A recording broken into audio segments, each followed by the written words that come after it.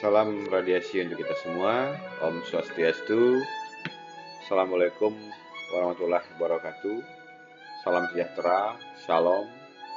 Pada kesempatan ini, saya akan mencoba membahas mengenai kontras media pada penggunaan magnetic resonance imaging.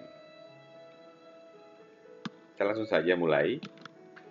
Yang pertama, kontras media pada MRI ini adalah bahan paramagnetik atau super paramagnetik yang meningkatkan citra resonansi magnetik dengan mempengaruhi waktu relaksasi dari inti.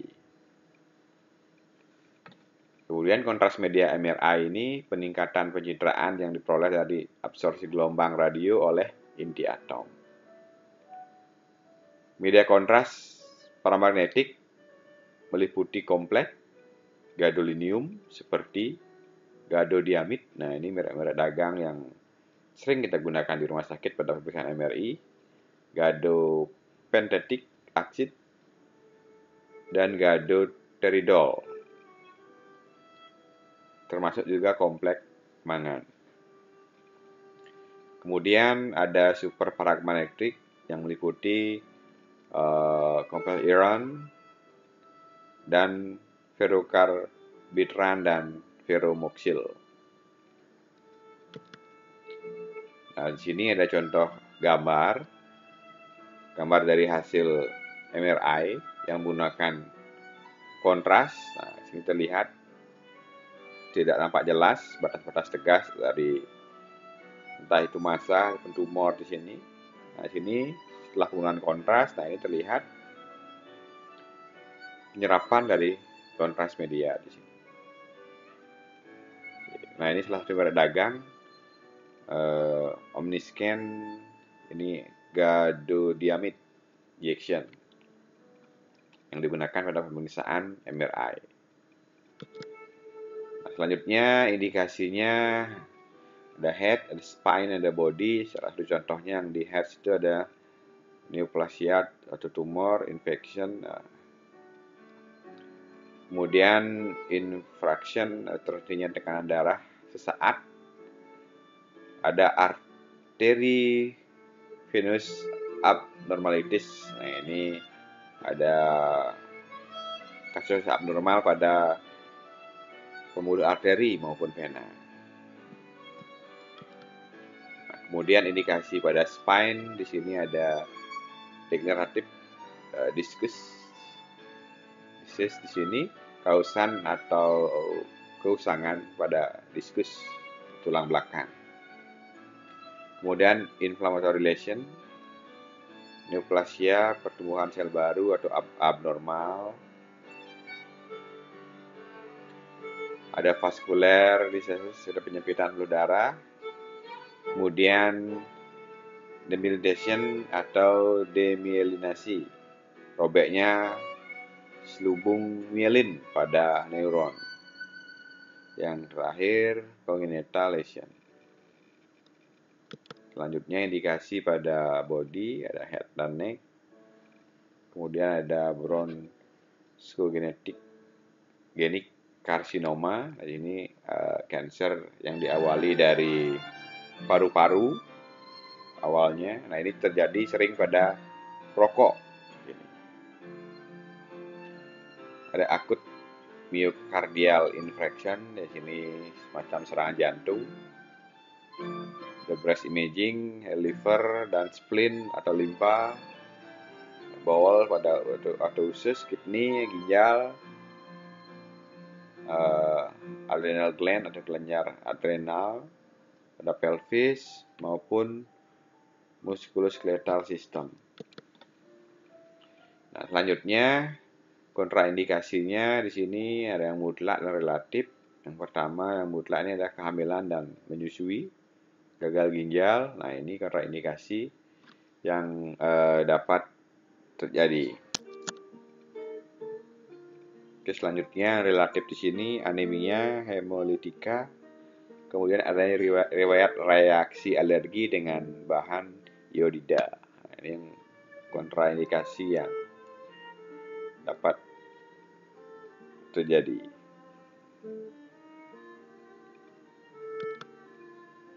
Nah, kemudian tipe-tipenya di sini ada intravenous maupun oral di sini. Intravenous ini ekstraseluler distribusi. Nah, di sini ada menggunakan gadopentetate di meglumin, ada gadoteridol atau bahasa dagangnya GDHP DOGA di sini. Ada gadodiamid dan GDDCTA. Ada hepatobiliary, kemudian partikulat di sini. Kemudian oral di sini ada metal salat, ini GDDTPA. Juga ada magnetic iron oxide particle di sini, oral magnetic particles. Ada AMI 21. Nah, di sini media kontras MRI gadobenic acid atau contoh ini meglumin gadobenat. Nah, ini bahan pragmatic ionik, merupakan bahan pragmatic ionik kontras MRI pada pemeriksaan liver dan CNS. CNS ini sistem saraf pusat. Nah, ini larutannya 529 mg per mili atau 0,5 milimol per mili. Dosis yang digunakan untuk pemeriksaan liver melalui intravena yaitu 0,1 mili per kilogram.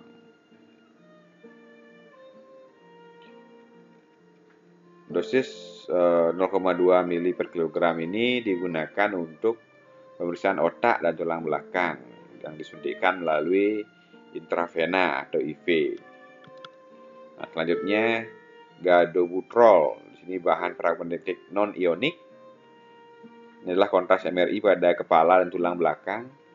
Larutannya yang digunakan 302,5 mg per mili atau 0,5 milimol per mili atau 605 mg per mili atau 1,5 milimol per mili.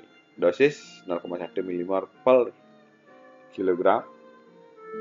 Ini melalui intravena untuk CNS. Kemudian dosisnya 0,2 sampai 0,3 milimol per kilogram intravena untuk angiografi. Oke, untuk dosis angiografi lebih tinggi ya, 0,2 sampai 0,3. Selanjutnya gadodiamid atau GDDTPA BMI Omniscan di sini. Telah dilaporkan terjadinya pankreatitis akut pada injeksi gadodiamid pada pemeriksaan liver. Mempengaruhi pemeriksaan CA serum pada kolorimetri. Nah, kemudian farmakokinetik, distribusi cepat dalam CS. 96% diekskresikan dalam bentuk utuh melalui urin selama 24 jam. Dewan 2 eliminasinya 70 menit. Tidak terikat protein plasma. Juga sama, masih gadodiamid Omniscan, penggunaannya paramagnetik non-ionik, kontras MRI pada kranial dan spinal, seluruh badan, dan angiografi. Larutannya di sini 287 mg per mili. Dosis untuk dewasa 0,2 mili per kilogram. Lalu intravena dapat dinaikkan sampai 0,6 mili per kilogram untuk seluruh badan dan angiografi. Dosis lebih dari 60 mili tidak direkomendasikan. Oke, ini digarisbawahi, dosis lebih dari 60 mili tidak direkomendasikan.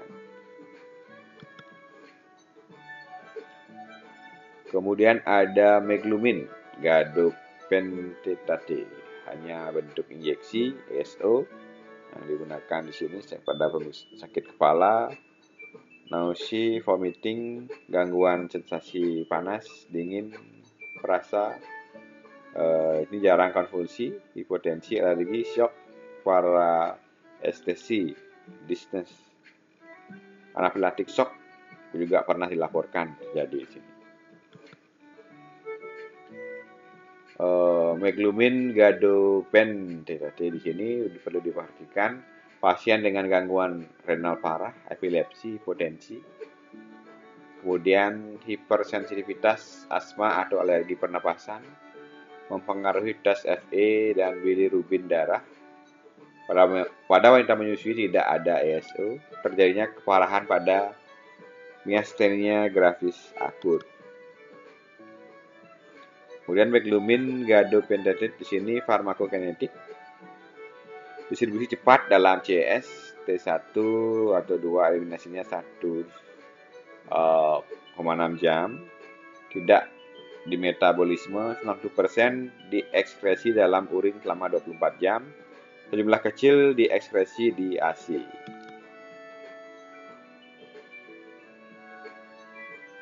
Masih Meglumin gadopentatide di sini penggunaannya paramagnetic ionic sebagai Meglumin gadopentatide di sini. Selanjutnya MRI kranial dan spinal dapat digunakan pada seluruh tubuh juga. GIT di sini. Evaluasi fungsi renal, dosis yang digunakan 469,01 mg per mili untuk kranial, spinal, dan seluruh badan. Dosis umum pada dewasa, anak, dan neonatus 0,6 mili per kilogram.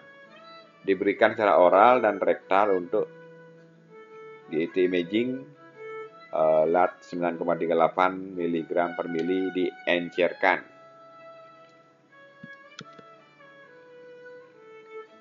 Sekian dan terima kasih atas perhatiannya. Pada kesempatan kali ini sudah dapat saya jelaskan mengenai kontras media pada MRI. Nanti untuk lebih jelasnya bisa kita diskusi bersama-sama pada kolom komentar. Sekian dan terima kasih. Salam radiasi untuk kita semua.